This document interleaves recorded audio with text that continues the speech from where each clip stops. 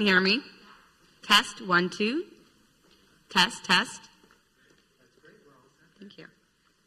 Thank you so much. I'll just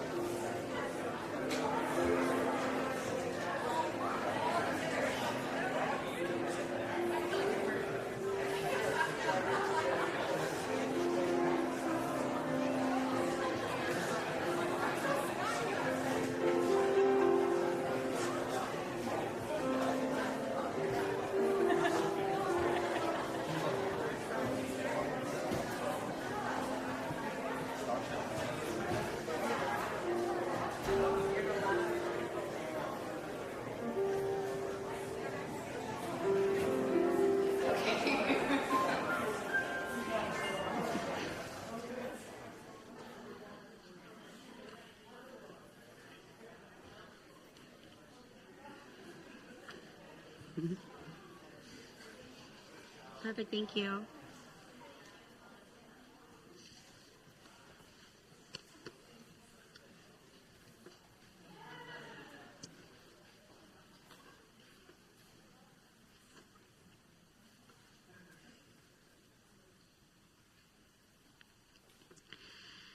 Good evening, everyone. It's so nice to see you all. Yay! Okay, so welcome to the 2022 Atlantic Book Awards Gala. I'm Lataevia Beezer, and I am from CTV News Atlantic. I'm delighted to be your host for tonight's celebration. So I am pleased to introduce you to Cheryl Copage Jihu, Indigenous Community Engagement Advisor with the Halifax Regional Municipality and Council member of Sabaganagati First Nation, to welcome us this evening. Welcome, Cheryl.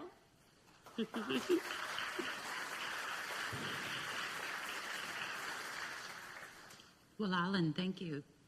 Gwe, Nindalawasin Cheryl Copage Jihu, Wadabaxi Sipanagati, Jalasi Chibuktu Mi'kma'ki.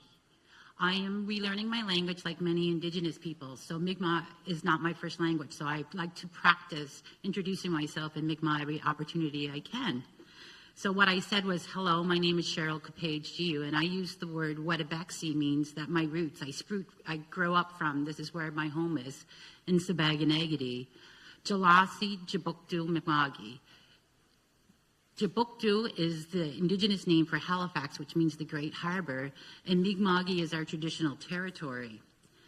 So when I usually do, and when I'm asked to do a land acknowledgement, there's always the uniform land acknowledgement statements, but I really don't like doing them because we'd like to acknowledge that we are on the traditional and ancestral and unceded land of the Mi'kmaq Nation. But to me, a land acknowledgement is so much more, and it's really important that people understand why we're doing this. So in the beginning, you heard me say the word Jalasi, and in English, that means welcome. But in our Mi'kmaq language, which is a verb-based language, this word means so much more. The elders have taught me it means that I've been waiting for you. You're our welcome guest. Please come into our wigwam. We're actually going to put you furthest away from the door at the warmest spot because we respect you, and that's what Jalasi means. So when you say Jalasi, you think welcome. It's so much more, and our language is so much more vibrant than just that single word. You may wonder why it is important to acknowledge land at the beginning of an event or gathering. A land acknowledgement marks a small and important step in the process of reconciliation and beginning positive relationships with Indigenous people. By making a land acknowledgement, you are taking part in an act of reconciliation. You are honoring the land and the Indigenous people who have been here for over 1,300 years. Our Indigenous people have a very strong inherent kinship belief to land and territory, with most of our creation stories originating from the land that you'll hear we have sprouted up from the land, our collective First Mother. Our way of life is intrinsically intertwined with the natural world. Everything we needed to survive was provided by the lands, and we've been able to maintain our way of life for thousands of years by working to preserve balance with what we take and how we nurture and how we care for our land and our resources. Through generational teachings, we learn to live and show respect for the land so it can always thrive and survive and be there for our future generations. In Mi'kma'ki, we call this concept Nimudalink. A land acknowledgement is a tradition that dates back centuries for Indigenous people. But for many non-Indigenous Canadians, officially recognizing a territory or the land we stand on is a fairly new concept. Historically, a land acknowledgement is a traditional practice shared amongst many Indigenous groups to recognize the land and territory that we are visiting. As Indigenous people, we've had extensive trading practices with surrounding communities, so it was very important to show our gratitude for visiting another group's territory when we entered into that territory. Today, in a modern context, we do the same practice. If you go to any Indigenous community, they're going to ask you a couple questions like who's your mother and where you're from. So that lets them know who your clan is, who your family is, and what community you are from. What we see now in the city is concrete and buildings and roads here in Halifax. But these places are where my ancestors lived, prayed, and used for gathering places for our ceremonies. I do think it's really important that we remember that Jabukdo, Halifax, has been our traditional gathering place for many of our Maui Omis and gatherings across our district of Mi'kma'ki. When we refer to this area of Mi'kma'ki, which covers off not only Nova Scotia, because we didn't have borders like we do now, it covered off Nova Scotia, New Brunswick, Prince Edward Island, Newfoundland, and parts of Quebec. And also in our Mi'kma'ki territory, we have 8 distinct districts. They're kind of similar to municipalities, which would had natural territory markers like rivers as their boundaries. Our Halifax Regional Municipality is located in the district of Sipekne'katik. We also have 3 First Nations in our Halifax Region Municipality, which is Millbrook First Nation, Sipekne'katik, and Acadia First Nation. And we also have a very rich and vibrant urban Indigenous community that lives here and thrives in Halifax. I'd like to say that for any organization or event that's going to incorporate a land acknowledgement, I want you to understand that it's important that you reflect upon why you are doing this. I was very pleased to see within your award ceremony that you have a number of Indigenous artists, and there was a number of Indigenous content workshops. That's really important because when you're doing a land acknowledgement, like I was saying, it's part of reconciliation, and it's starting to work together with the Indigenous communities. I want to make sure that a land acknowledgement never becomes a tick-off box, that it's just that statement that read. It's never supposed to be that. It's supposed to be an opportunity for us to start working together. And if you are invited to do a land acknowledgement, I always ask that people add in their personal reflections. They take time to learn about the language, the land, and the culture that's here on this territory. Today, as a Mi'kmaq woman, as a leader for Sipekne'katik First Nation, I'm honored to be here to do this traditional welcome to this territory and then provide this small teaching about land acknowledgements. I also want to add in that settlers are more than welcome to do land acknowledgements as well. It doesn't have to be an Indigenous person or an elder. In closing, I'll say, as a Mi'kmaq person, I know we're standing on Mi'kmaq land, on territory, on land, and it means so much more when a settler acknowledges the land that we're on. Namoltis and Malalio. Thank you.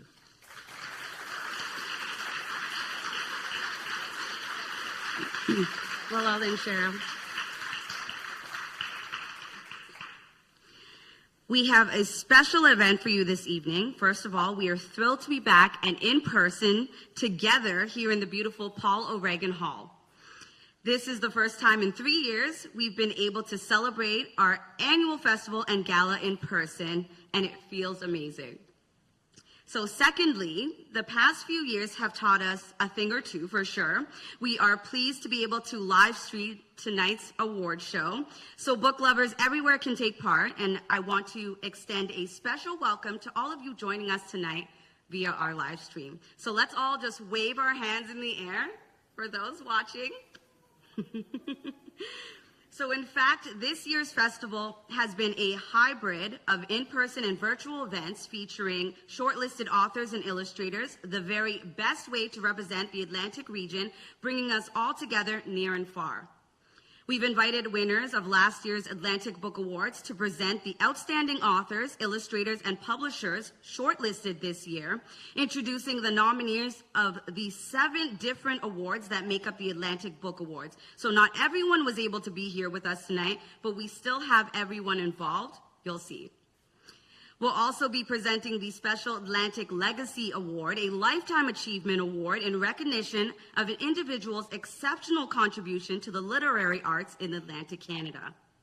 Here to help hand out our awards this evening is Heather McKenzie, President of the Atlantic Book Awards Society.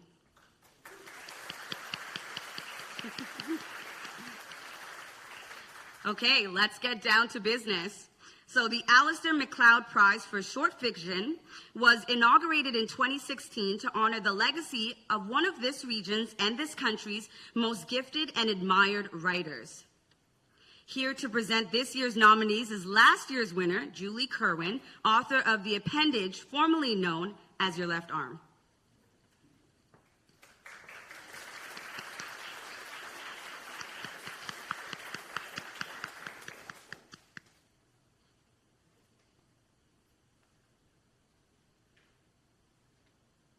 Here are the nominees for the 2022 Alistair MacLeod Prize for Short Fiction.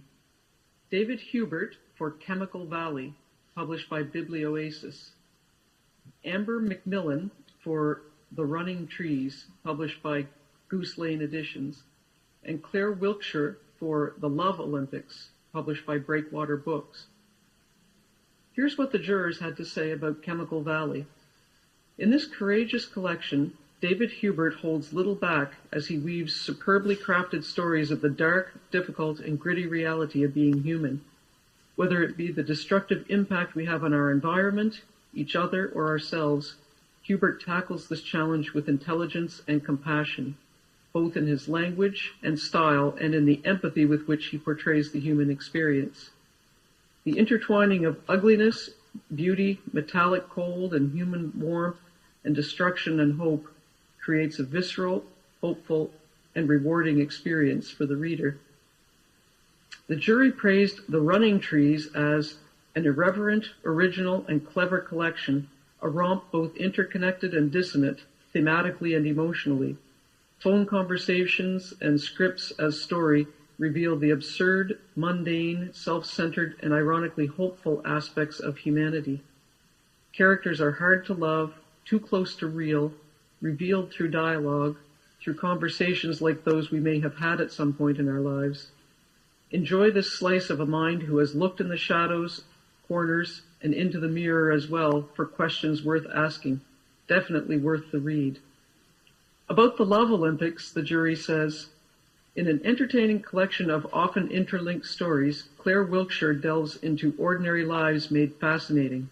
From teenage love, angst, and rebellion to stories of middle-aged female friendship told with an incredible amount of reality and devotion, to a tale of a man single and falling in love with the wrong person.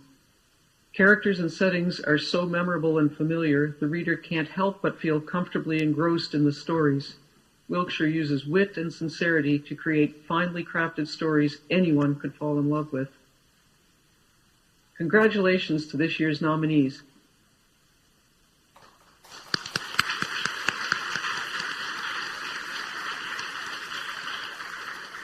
Okay, and the winner is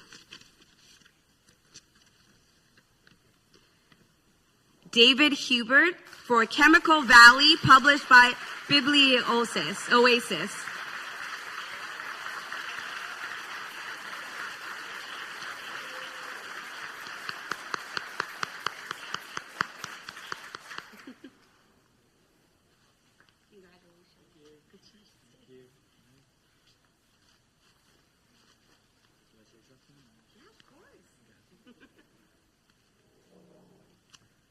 Hey everyone. Very, very pleased to be here. I just want to thank a couple people.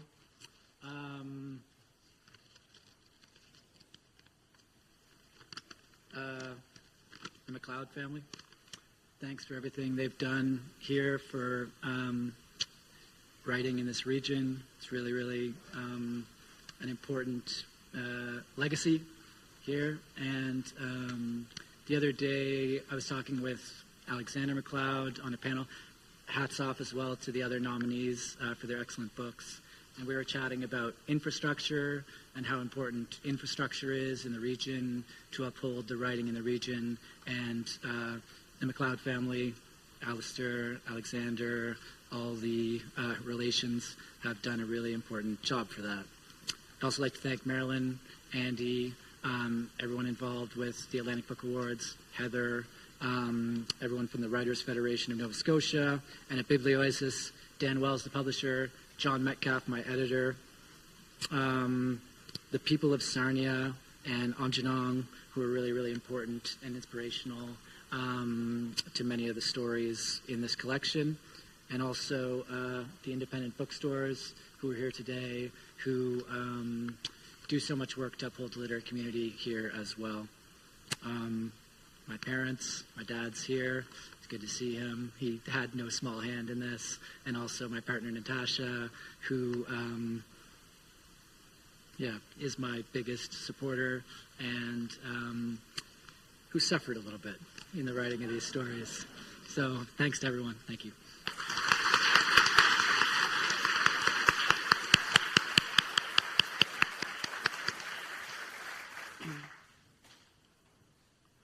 Okay, our next award celebrates excellence in books for children.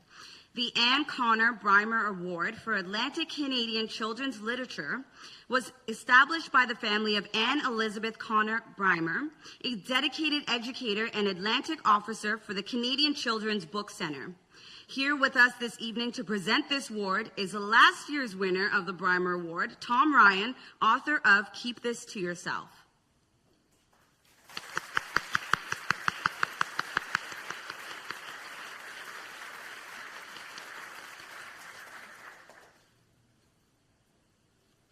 Hi, this is very exciting to be out in the world with people talking about books. I love it. We were at a really nice reception earlier today for, it's the 30th anniversary of the Brymer Award, and there were some former winners and nominees, and it was just a really nice event, and Gavin Brimmer, who is the son of Anne Connor Brimmer, was there, and they announced that the awards money is jumping from $2,000 to $5,000 tonight. So it's a real legacy behind this award. So the nominees for the 2022 Anne Connor Brimmer Award for Atlantic Canadian Children's Literature are Jody Callahan for The Train, Second Story Press, Chad Lucas for Thanks a Lot Universe, Amulet Books, and Rebecca Thomas for Swift Fox All Along, Enoch Press. Regarding The Train, the jury had this to say. Recognizing that so many Indigenous children were forced away from home, some never to return, The Train is a beautifully written story that shares this information in a gentle and accessible way. Through Ashley's eyes and the words of her uncle, we are transported to a time when children were put on a train and sent far from home to a place where some never returned. That same train being the one that the community relied upon to bring them goods. Being able to allow children today to hear this story through the voice of Ashley and her uncle is an introduction that won't soon be forgotten. Here's what the jury had to say about Thanks a Lot Universe. From a title that's open to more than one interpretation to a final page with just enough loose ends, Thanks a Lot Universe is a book you can't put down. How did Chad Lucas get the voices of two 13-year-old boys pitch perfect and completely distinct? How did he slip in so easily that one of these boys is white and the other black? How did he deal in depth with mental illness, the underground economy, the risks of coming out gay, social anxiety, and racism, yet at the same time write a novel imbued with the power of kindness and laugh-out-loud guy humor? Bullies and basketballs, guitars and girls, parents and panic attacks, they're all there. And the kicker, this is Chad Lucas's debut novel. About Swift Fox All Along, the jury had this to say. In Swift Fox All Along, Rebecca Thomas shares a story of how one little girl experiences cultural loss and the courage she has to find within herself to reconnect with her Mi'kmaq family and community. Swift Fox's parents are not together, and although she sees her dad, she lives with her settler mom. This book tells the story of Swift Fox's first visit to her dad's community, a Mi'kmaq reserve. Told with tenderness and sweetened with moments of fun, Thomas skillfully weaves in the importance of Indigenous identity and how healing it can be to reconnect with one's culture. At a time when many of us in this country, now called Canada, are trying to deepen our understanding of historical and current impacts of colonization, Swift Fox provides a welcome and needed way to engage with children and bring them into this conversation. And the winner is, I've always wanted to do this.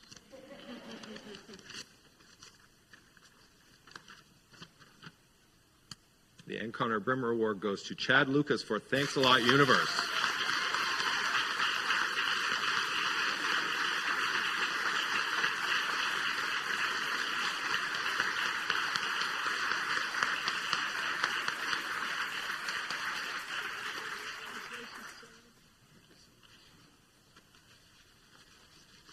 Thank you so much. This is such an honor. Earlier today, we were at the Lieutenant Governor's house, and I talked a little bit about how growing up, I was a book fanatic, but I didn't always get to see kids who looked like me in the books that I wrote. And so it's such an honor not only to be nominated for this award with Jody and Rebecca, and to see the whole slate of Anne Connor Brimmer Award nominees be kids of Black or Indigenous descent, but just to be able to celebrate here tonight. So I'm thrilled for that. I want to thank the Writers Federation as well. I'm a former Alistair MacLeod mentorship program manatee is the word people came up with recently. So, the Writers Federation has been there for me all the way along in my journey. I want to thank the good folks at Woozles who've been champions of my book, and got to host an in-person book launch there a couple weeks ago, which was wonderful. I have to thank my wonderful wife, Shauna, who also didn't know she was marrying a writer until a few weeks before we got married, and then she realized what she was in for. And my 4 wonderful kids who, if you ask me how I got the voices of teenagers right, it's from stealing from my children. So I have to thank them. And of course, I thank my publisher. Everyone at Abrams Books has been fantastic. And thank you very much.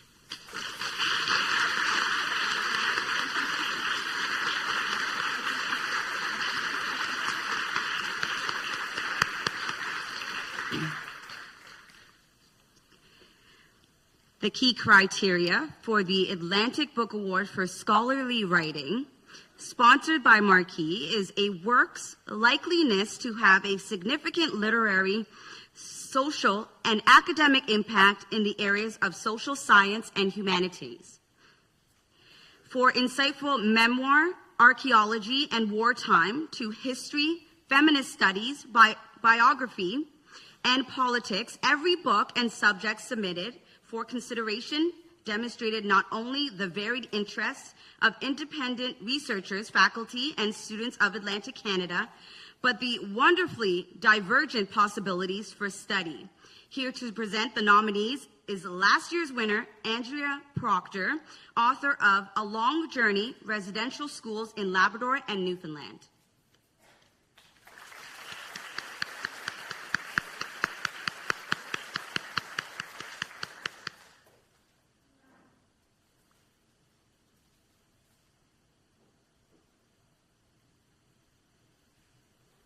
The nominees for the 2022 Atlantic Book Award for Scholarly Writing are Matthew Betts and Gabriel Reineck, The Archaeology of the Atlantic Northeast, University of Toronto Press.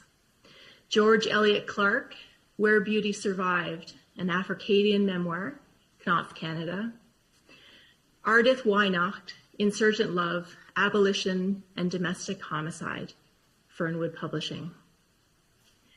Regarding the archaeology of the Atlantic Northeast, the jury says, the book documents key debates on the movement of people into the Northeast following the retreating ice.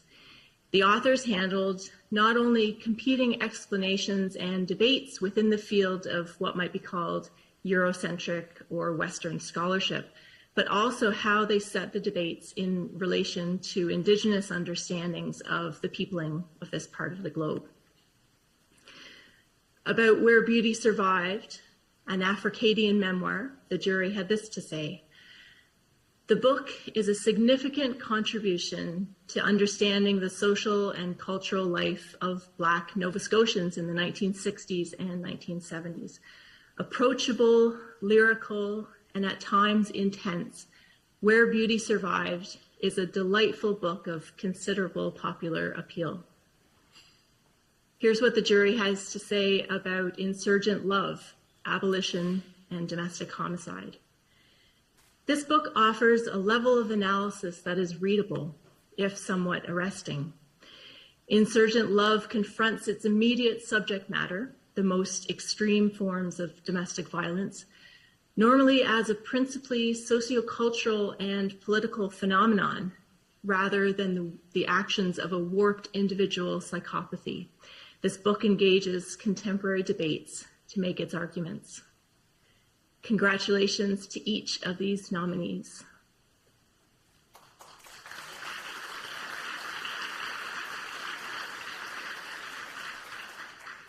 Okay, the winner is Ardith Weihnacht for Insurgent Love, Abolition, and Domestic Homicide, publishing by Fernwood Publishing.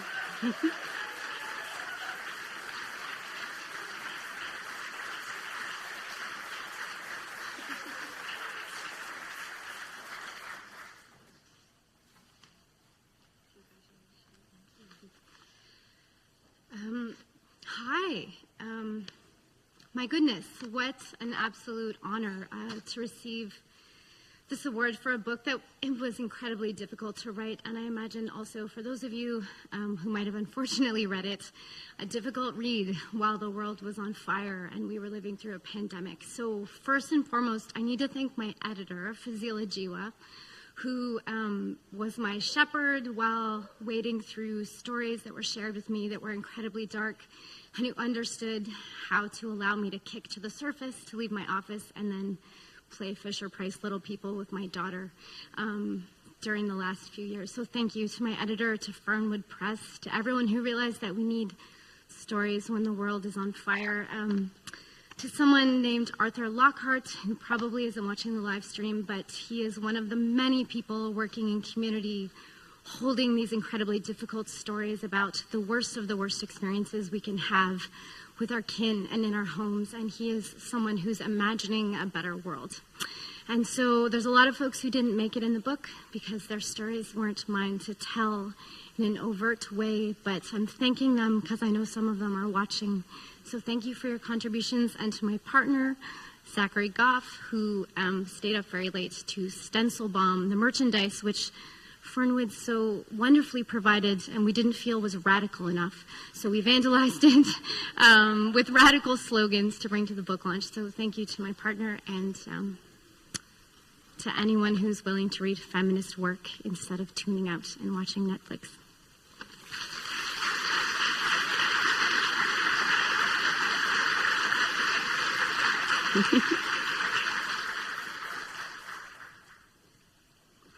Congratulations to all the winners thus far. Just wanted to make a mention that if you do need the washroom this evening, you can just exit up the stairs. There's a big washroom sign there for you as well.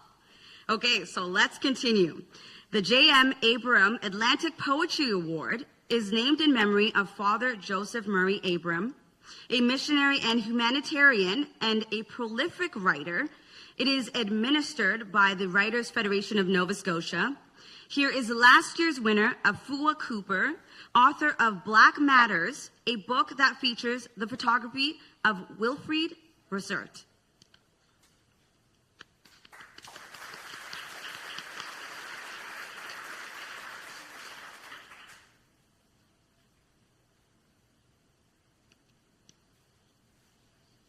Here are the poets shortlisted for the 2022 J.M. Abraham Atlantic Poetry Award. Alida Faber for Poisonous If Eaten Raw by Goose Lane Editions. Trini Finlay for Myself a Paperclip, also by Goose Lane Editions. And Rebecca Salazar for Sulphur Tongue, Penguin Random House.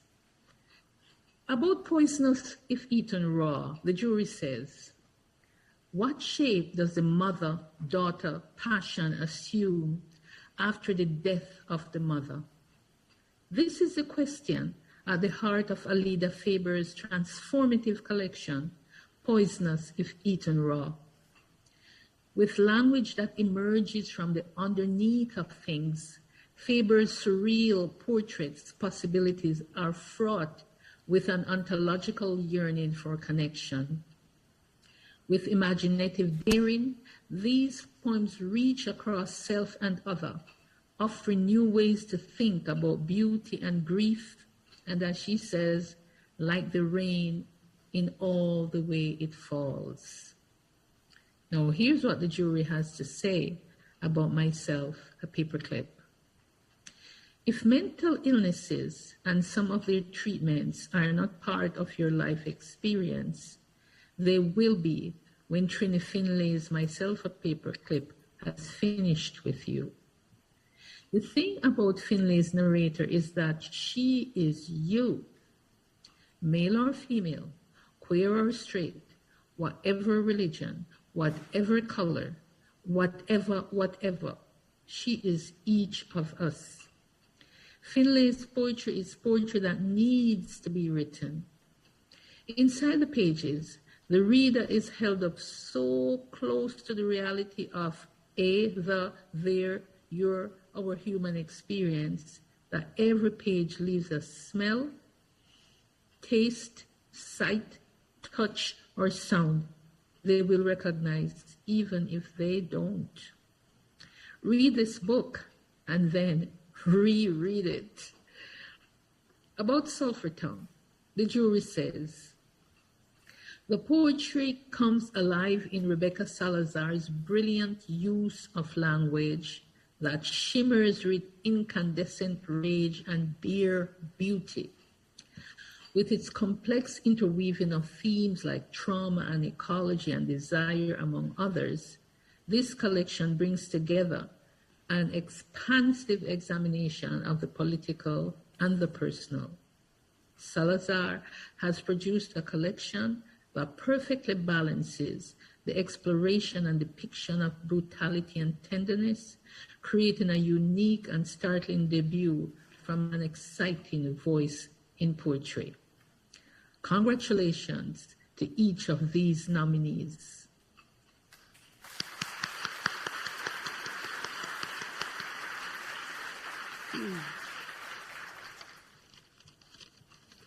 And the winner is Alida Faber for Poisonous If Eaten Raw, published by Goose Lane Editions.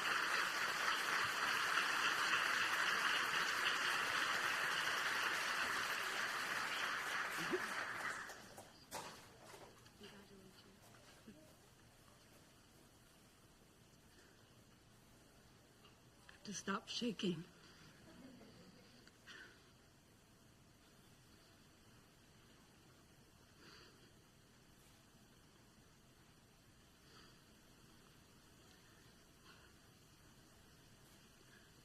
There's two people who are no longer here who are so important to this work, and that is my mother and also Stephen Heighton. Both, it couldn't have happened without them. And also Goose Lane, tremendous trust in my work. The Writers Federation, the organizers, Heather, Andy, so appreciative for your work both behind the scenes and in front of. Bookmark for supporting my work as well. Sugoi Et for saying when I was in a workshop with her at Dalhousie, when I wrote Portrait of My Mother as Pope Innocent X, why don't you write more of these? And when I submitted the manuscript to Goose Lane, well, actually, Stephen Heighton then suggested when I had an omnibus book that included mother portraits, other portraits, and testament, I was actually going to get into the terrible brutality of a will dispute. And he said, why don't you consider just taking the section, the mother portraits?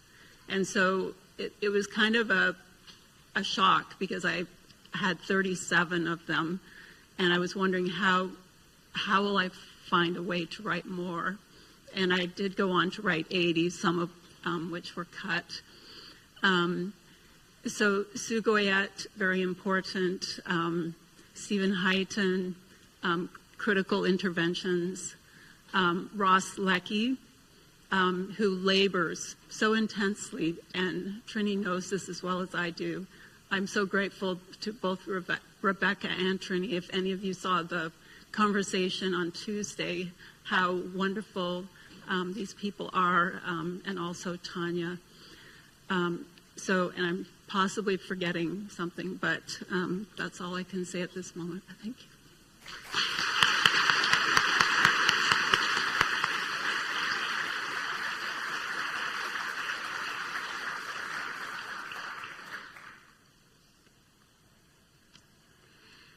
The Lillian Shepard Memorial Award for Excellence in Illustration is named in honor of a longtime buyer and champion of books for the Book Room in Halifax, who understood that illustrations are critical to the success of many children's books.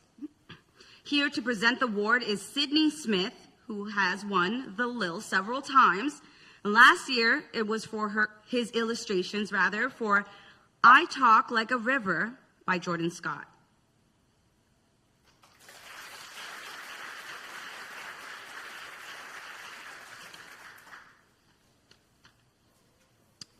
Here are the nominees shortlisted for the 2022 Lillian Shepherd Memorial Award for Excellence in Illustration. Marie Lafrance, illustrator for Gemma and the Giant Girl, written by Sarah O'Leary, published by Tundra Books. Aaliyah Marley, illustrator for This Is Ruby, written by Sarah O'Leary, published by Tundra Books. Régent Roy, author of and illustrator for Le Géant de nos Canadiens, published by Bouton d'Or Acadie.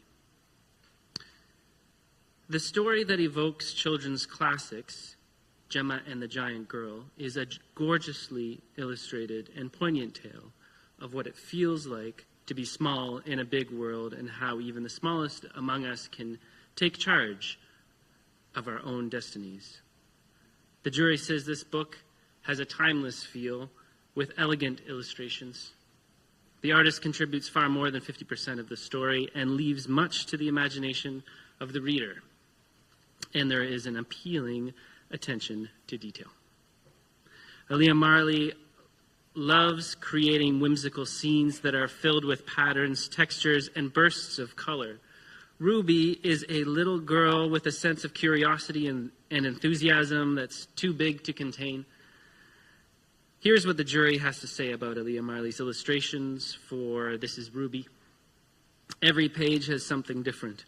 This is a very appealing, special book with dynamic illustrations that changes spread to spread. The vibrant and dynamic work is sweet and simple, and Ruby's spirit shines. Le Géant de nos Canadiens is a beautifully illustrated story inspired by First Nations creation tales.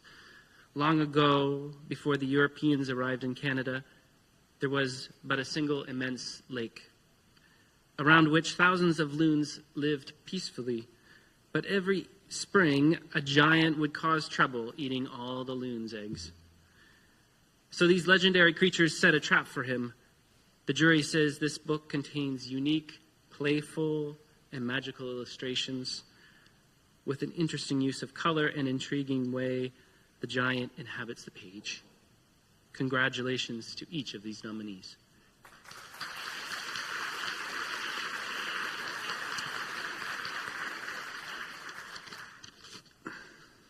And the winner is Aaliyah Marley, illustrator for This Is Ruby, written by Sarah O'Leary.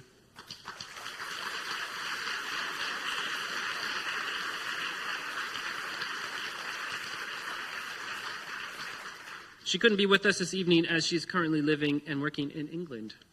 So she sent some remarks to share on her behalf. When I found out that I've won this award from the team I worked with on This Is Ruby, I was so surprised and excited.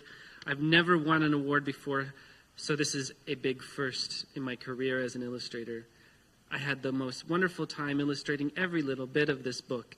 And the fact that the art I've created has resonated with so many people means so much to me. I hope Ruby continues to encourage those who read her story to imagine, explore, and be curious about the world we live in. Thank you so much to all at the Atlantic Book Awards Society, my team at Tundra, Margot, Tara, and Evan, my lovely agent Anne, and of course, Sarah O'Leary, whose wonderful words brought Ruby to life.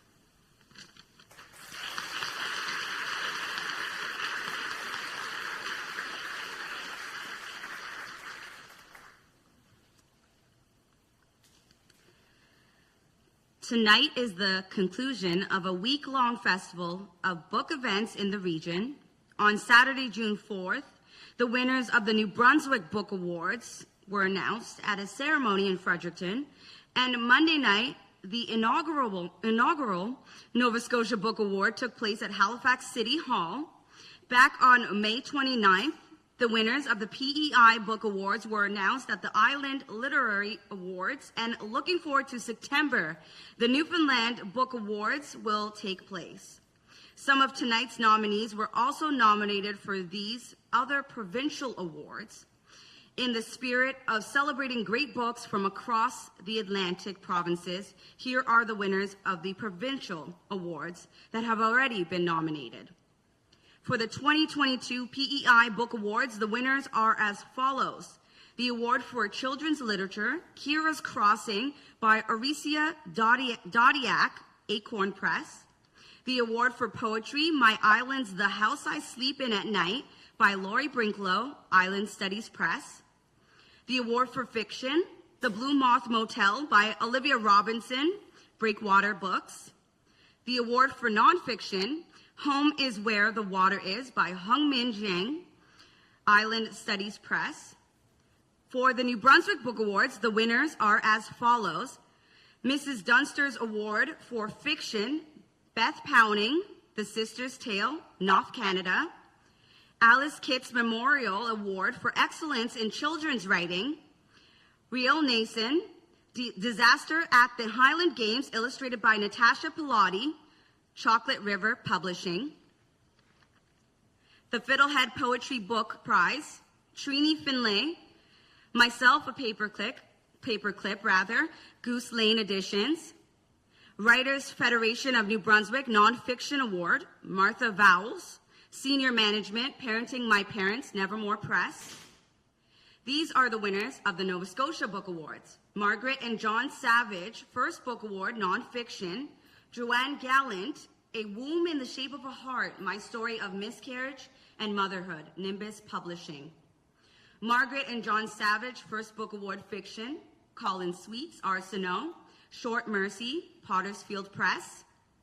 George Borden, Writing for Change Award, Glenn Canning with Suzanne McClelland, My Daughter, Ratea Parsons, Goose Lane Editions, and Robbie Robertson, Dartmouth Book Award Fiction, Sharon Robar Johnson, Jude and Diana, Fernwood Publishing, Evelyn Richardson, Nonfiction Award, Stephen Kimber, Alexa, Changing the Face of Canadian Politics, Goose Lane Editions. We would like to congratulate all of those winners and their fellow nominees. Let's give them all a round of applause.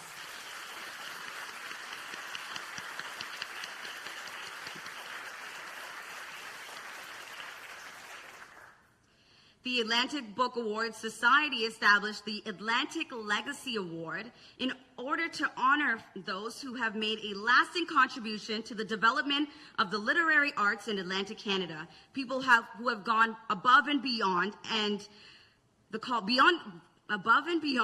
of duty, and who have, through innovation, risk-taking, self-sacrifice, and creativity, provided opportunity and inspiration for those sharing Atlantic Canadian stories through writing and publishing. Here to present this year's Atlantic Legacy Award is President of the Atlantic Book Awards Society, Heather McKenzie.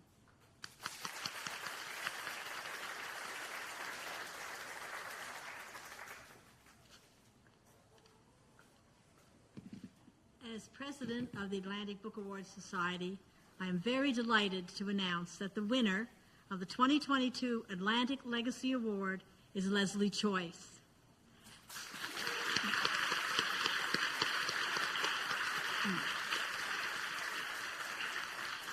Leslie's contributions to the literary community in this region and beyond are well known to most of us. But before I present Leslie with his award, I will set the stage by reading just a few excerpts from his nomination, which was submitted by Stephen Laffoley.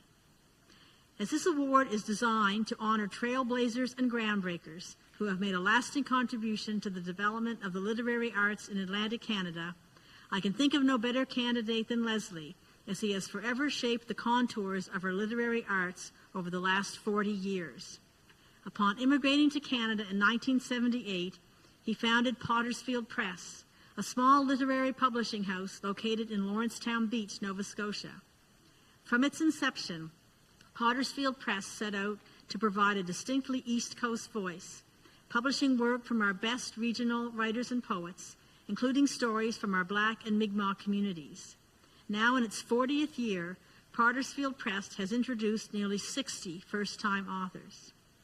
In 1978, Leslie Choice also began his own writing career, and since then has published more than 100 books, many with Nova Scotian themes, with publishers across Canada, works that include literary novels, as well as works in history, memoir, humor, and creative nonfiction. He is perhaps best known for his award-winning novel, The Republic of Nothing, and his history of Nova Scotia shaped by the sea. He has been awarded the Atlantic Poetry Prize, the Anne Connor Brymer Award, the Dartmouth Book Award, and has been a finalist for the Governor General's Award and the Stephen Leacock Medal. Leslie has also had a distinguished teaching career and currently teaches English in the Transition Year program for Black and Mi'kmaq students at Dalhousie. In 2009, he was presented the Award for Teaching Excellence. For nearly 30 years, he also hosted and co-produced approximately 300 episodes of literary talk shows that appeared locally and nationally, often introducing new Canadian writers to the public. Today, more than 40 years after arriving in Canada, Leslie Choice continues to write and publish, teach and mentor, helping to shape and give a distinct voice to the regional experience. It is now my great pleasure to present the 2022 Atlantic Legacy Award to Leslie Choice.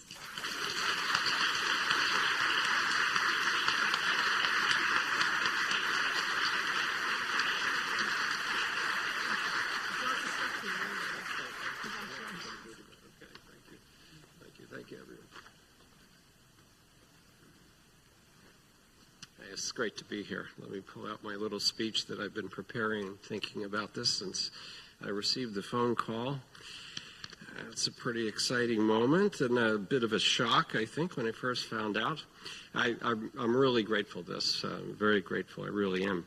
The truth is, I'm not really sure how it happened. It seems that not very long ago, I was a really scruffy, long-haired, chip on my shoulder young man who got dirty looks at the bank when I tried to cash a very small check. I say very small because it was probably a royalty check. And now this award. Does this mean I'm now officially respectable? And if so, that's just a little bit scary, but it is, of course, also an honor to be recognized and to be part of the literary community of Nova Scotia, Atlantic Canada, and, Canada. As a writer, publisher, a teacher of writing, I have a lot of people to thank for this. And first of all, the awards committee, and Heather, thanks for choosing the guy who was once considered by many to be anything but respectable. Thank you. Organizations along the way who really have been most supportive to me. The Writers Federation of Nova Scotia, right from the beginning. Atlantic Publishers Marketing Association. The Writers Union of Canada, all filled with amazing people. On the teaching side, Dalhousie University, where I was once the youngest member of the English department, and now I'm the oldest. Especially Dal's transition year program. I had the great good luck of working with so many young and old writers from the Black and Mi'kmaq communities for nearly 40 years. The time slips by. Special thanks to everyone at Nimbus Publishing who have distributed our Pottersfield Press books these many years. I'd be totally lost without them. The Pottersfield team who's done all the heavy lifting. This is Julia Swan, Peggy Amaro, Gail LeBlanc, Annette Lowe. These are amazing people that make things work. They deserve tremendous credit, and I thank them very much. I'm also indebted to those many publishers across Canada, large and small, who've published my own novels, poetry, nonfiction, YA books. I think I had at least one publisher in every province, as it turns out, no territories. But especially Goose Lane, Orca, Fernwood, Roseway, and thanks to those publishers in Denmark, Germany, Sweden, and Slovenia who translated and published my books in their countries. I get these books that occasionally come in. I can't read them, but it's really cool to think they're there. I'm especially grateful to my wife, Linda, for her love and support. She's sitting right over there. And, of course, there's many, many writers I've worked with over the years and published through Pottersfield. So I'd like to make a special note of those writers who I've worked with and who have passed on since I first knew them. So it goes all the way back to Thomas Radall, Farley Mowat, Bill Percy, Harold Horwood, Ian Weissman, Maxine Tynes, Rita Joe, Alf Silver, W.P. Kinsella, Peter Brock, Patrick O'Flaherty, Ray Fraser, Jim Lotz, and Budge Wilson. These are all writers that I published through Pottersfield, they all became friends in some form or another. They were all great-spirited authors, and I hope you will revisit their wonderful work. And I'd like to express my appreciation to all those other living writers who've had faith in me as a publisher. The spirit of creativity, cooperation, and dogged hard work is what sustained me through the good times and through the tough times. And there was the Canada Council, the Department of Canadian Heritage. They've been there for us and really did help us get through the lousy pandemic. And especially the Nova Scotia Department of Community, Culture, Tourism, and Heritage, which has just revitalized its support to publishing in this province. The writing community is most appreciative. I think that about uses up my time, my moment of basking here in the spotlight. Let me finish by saying this. I first set foot on Nova Scotian soil. It was sandy soil on a beach not far from here in 1970. I felt like it arrived home to a place I'd never been before. I moved here for good in 1978, started writing poetry and novels, decided to start publishing the work of Atlantic writers. I got to say something about Jim Lotz there. I remember, I came up here, didn't have any money, had the long scruffy hair, the whole bit, and I was trying to find other writers to give me a little support or get people to give me some encouragement. Some did, some didn't. Number of people said, well, it's been tried before, starting a small literary press, and it doesn't work. Jim Lotz just said, to hell with him. Forget about it. Don't pay any attention to them. Just do it. So I kind of like that, And some of those other writers that I mentioned who've passed on, same kind of positive spirit. What I want to say most, though, is that I felt included and accepted from the very first time I came here, and I always have ever since. I never once felt like an outsider. I thank all of you and for Nova Scotia and the culture here for that. And I'm going to finish by saying I know that not everyone in this country or this province feels that sense of belonging and inclusion. But given the times we live in, it's the most important task we have in whatever field we're in. Let's treat everyone the way I was treated when I came here many decades ago. Let's make everyone feel at home. Thank you very much, and thanks so much for the award.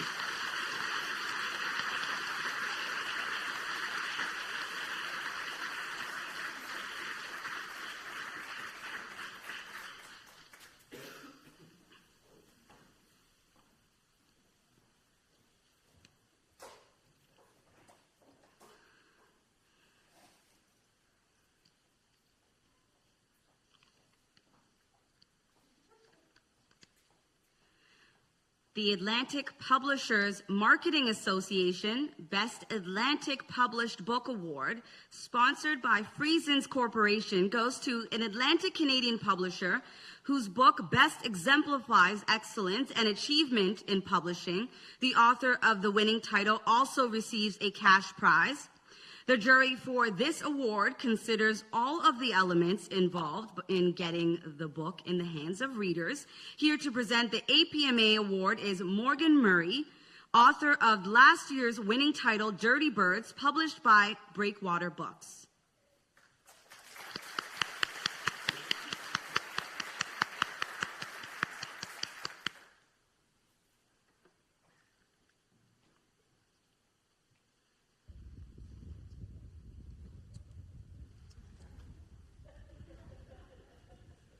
Hi, I'm Morgan Murray.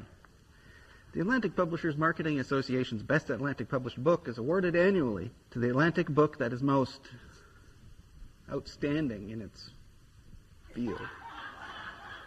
2022 nominees are Breakwater Books, For My Indian by Sagama Misel-Jo and Sheila O'Neill. Goose Lane's edition, Alexa, Changing the Face of Canadian Politics by Stephen Kimber. And Goose Lane Editions with the Rooms Corporation for Future Possible, an Art History of Newfoundland and Labrador by Murray Egan. The jury praised My Indian as a first-rate novel in every way, a carefully described reversal of the concept of ownership and rewriting of a historical narrative in which a Mi'kmaq guide helps an English researcher survive in the Newfoundland wilderness while he subtly changes the English mission. In this well-edited YA title, the reader learns about the relationship of trees and vegetation and the landscape to the people who live on it, while the narrative artfully exposes the tradition, natures, and expectations of each man. There's excellent production value, and the jury is impressed with the local and international reach of the book. Highly recommended for teens and adults equally. About Alexa, Changing Face of Canadian Politics, the jury said it's a highly enjoyable and well-written biography. It provides a detailed yet intimate account of the life and rise of a remarkable female Nova Scotian political leader who had a lasting impact at both the provincial and federal levels. The contributions of the trailblazer most Canadians know as Alexa and how she changed the face of Canadian politics is centered in this book that is connected with readers locally and nationally, thanks to impressive marketing from publisher Goose Lane Editions. And finally, about Future Possible, an art history of Newfoundland and Labrador, the jury says, how can one not be seduced by the spectacular expedition through the visual arts of Newfoundland and Labrador that Future Possible proposes? This work of exceptional graphic quality reveals the rich and astonishing artistic panorama of this territory, so vast and so diverse in its communities. The fruitful collaboration between Goose Lane Editions and the Room's art gallery has obviously propelled the marketing of this book, which has found its audience very well. Congratulations to each of these publishers and authors, and may you always be outstanding in your field. Thank you.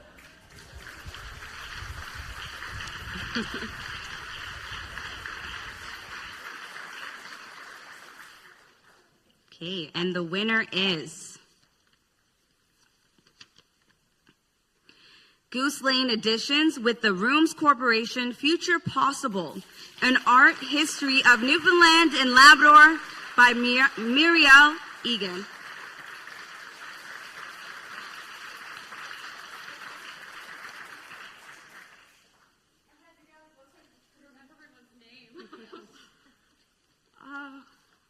I didn't expect this.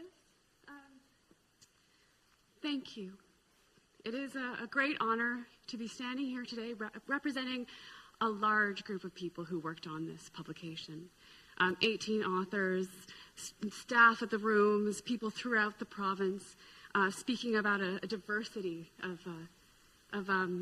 topics. So I just want to name a few people.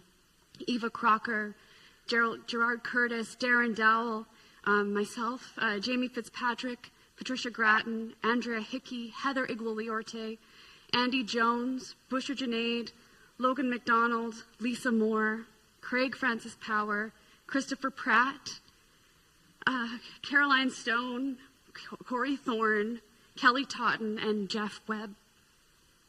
And I want to specifically thank Christopher, whose funeral is tomorrow, and who was the first curator in the province and a good friend.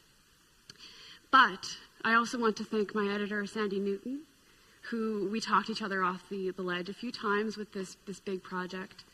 I want to thank all the staff at the Rooms. I want to thank the visual arts community and the community of Newfoundland and Labrador. The name of this book is Future Possible, and the reason that it's called that is that Andy Jones, who is a well-known author and performer, coined a term for how he approaches the world, which is future possible, possibly horrible. And how interesting that is and how relevant that is in the time that we're currently in. How do we, this book asks, and these authors examine, and artists examine, how do we retell stories that we tell ourselves? What are the stories that we tell ourselves? The image on the front is a woman caught in a cycle of abuse. It's a beautiful, beautiful image by Rhonda Pelly, but we sit with her as she moves through this space of being caught. And so I believe strongly that it is artists and cultural workers who will help us re-envision new ways of being and moving forward. And to them, and to the community of Newfoundland and Labrador, the lands of the Inuit, the Mi'kmaq, and the Beothuk, I'm very grateful for this. Thank you.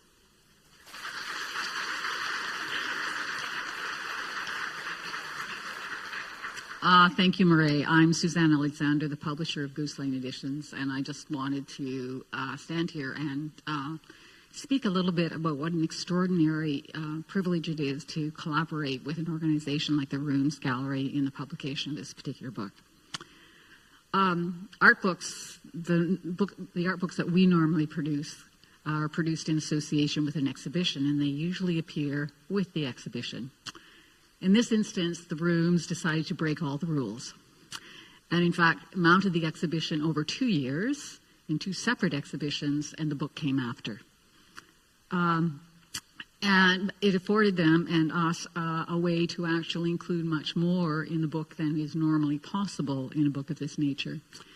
And because of the approach that the rooms took in actually the construction of the book and the essays, it's very deliberately also called an art history of Newfoundland and Labrador rather than the art history of Newfoundland and Labrador. It includes many perspectives on the work produced in Newfoundland and Labrador over a long period of time, sometimes contradictory perspectives. Yet in some wonderful, magical way, it provides this amazing look at hundreds of years of history of art in a very special part of the country, which many of us think we may know but will never know. And I just thank them for inviting us to participate with them in the publication of this book. Thank you.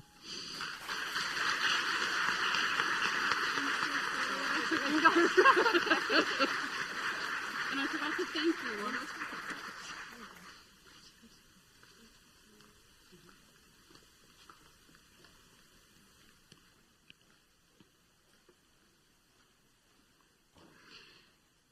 It is with sadness tonight that we recognize the death of Thomas Rattle II, who peacefully passed away last Friday. This year marks the 31st anniversary of the Thomas Rattle Atlantic Fiction Award, named for Thomas Head Rattle, author of such classics as Halifax Warden of the North and The Nymph and the Lamp. T.H. Rattle's son, the late Dr. Thomas Rattle, was instrumental in creating this generously funded prize in his father's honor. Here to pay tribute to Dr. Thomas Rattle is Marilyn Smulders, Executive Director of the Writers' Federation of Nova Scotia, the awards administrators.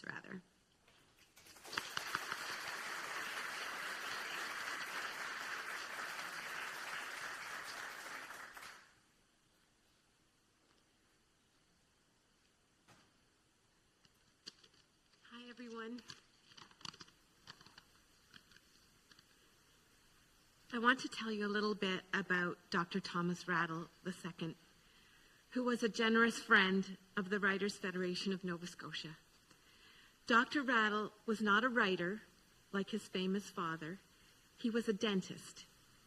Even so, Atlantic literature was very near and dear to his heart because of what he saw as a young boy when his dad gave up a good-paying job at Bowater Mercy paper plant to pursue writing full-time. It turned out well for Thomas Rattle I. He enjoyed great success as a writer, winning the Governor-General's Literary Prize 3 times. His books were bestsellers in their time and continue to sell well today. I recommend The Nymph and the Lamp, about a love triangle on Sable Island. Even so, writing was a difficult life for someone with a young family, and Dr. Rattle II remembered his dad's struggle. To enter the house after school and not hear the typewriter keys clacking was a very bad sign. And that is why Dr. Rattle II wanted to create a literary prize with some heft to it, so it could give writers breathing room to create without worrying about having to pay the heating bill or put gas in the car. He referred to it as providing the gift of time and peace of mind. This is an award created by a son for the father he loved and admired so much.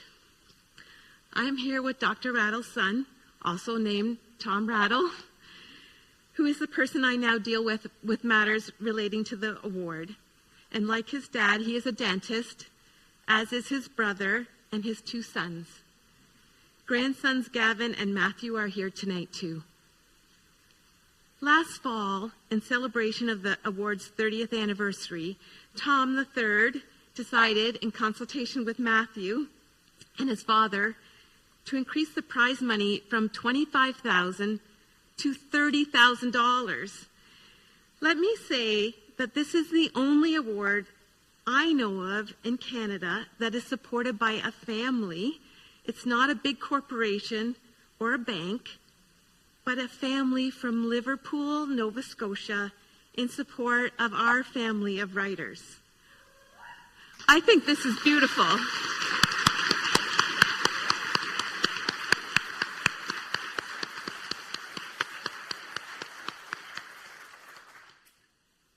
I would like to thank Tom III and the entire Rattle family for supporting their father and grandfather's vision by continuing to recognize writers. My deepest condolences for your loss. Thank you.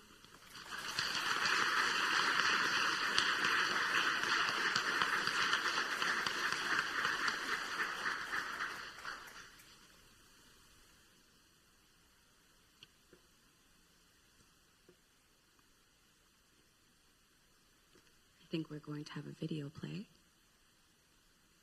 There we go.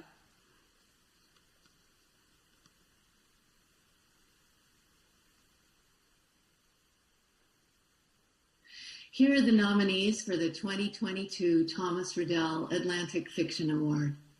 Michelle Butler Hallett for Constant Nobody from Goose Lane Editions.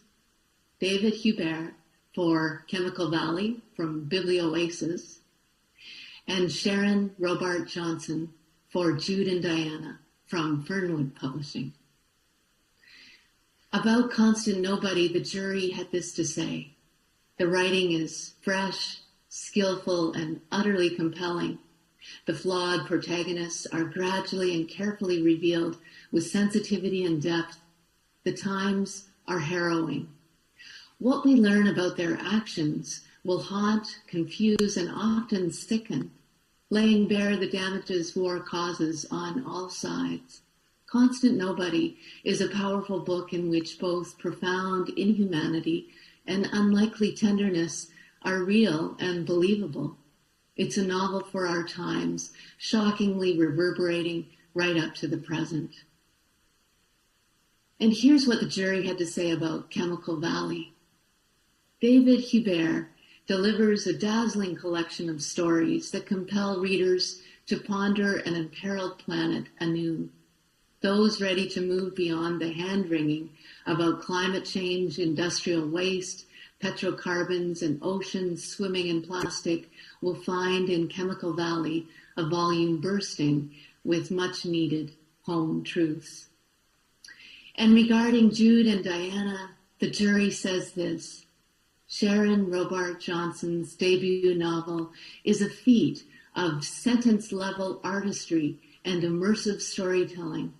This novel is an impassioned investigation of the power of familial love that does the important work of shedding light on the repressed history of legalized slavery in Canada. Jude and Diana incorporates meticulous research into bold explorations of voice and structure to tell a powerful story. So these three marvelous works are up for the Thomas Riddell Atlantic Fiction Award this year, and I have to say congratulations to each one of you. It's great.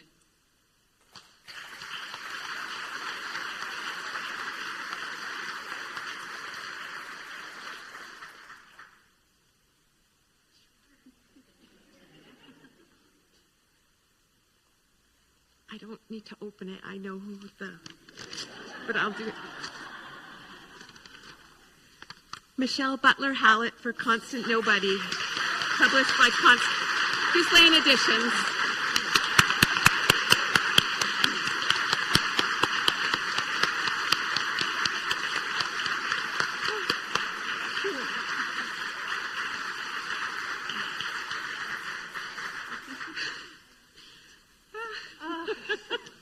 This is a gold-plated medallion that comes with the award. Okay.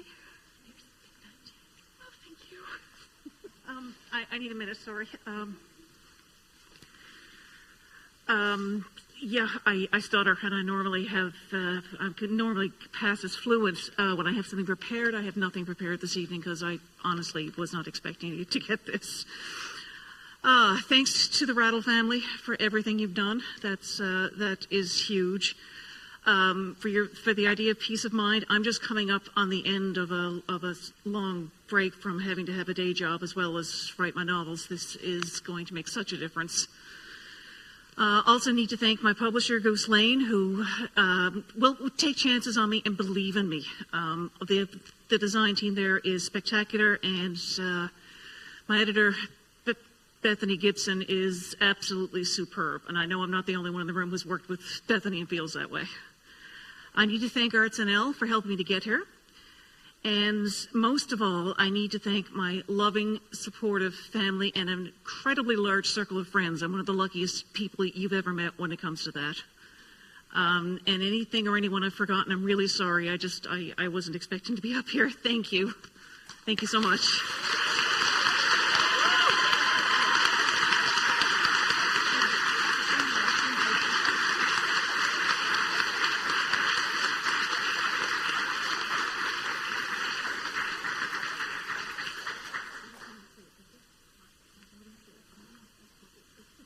Congrats.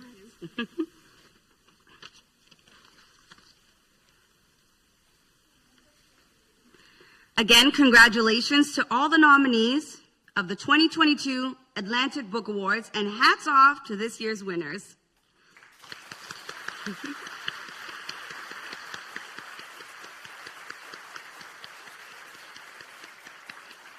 We are certainly overjoyed that we are once again able to gather and celebrate safely. Thank you to all those who tuned in via live stream. We are so glad you could join us virtually as well. Core funding of the Atlantic Book Awards and Festival comes from the Canada Book Fund of the Department of Canadian Heritage, the Canada Council for the Arts, and the Nova Scotia Department of Communities, Culture, Tourism, and Heritage. The nonprofit Atlantic Book Awards Society is grateful to all sponsors and supporters and wishes to extend particular thanks to CTV Atlantic, Support for Culture, Atlantic Books Today, the Atlantic Independent Booksellers Association, Chapters Indigo and Coles, Halifax Public Libraries, New Brunswick's Fry Festival, and the Writers' Federation of Nova Scotia. Thank you so much for attending tonight, and keep reading Atlantic Canadian books.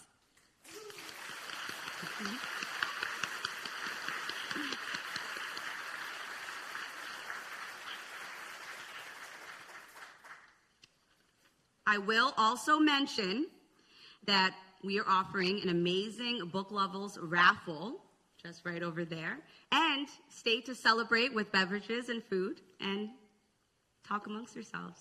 Congratulations again.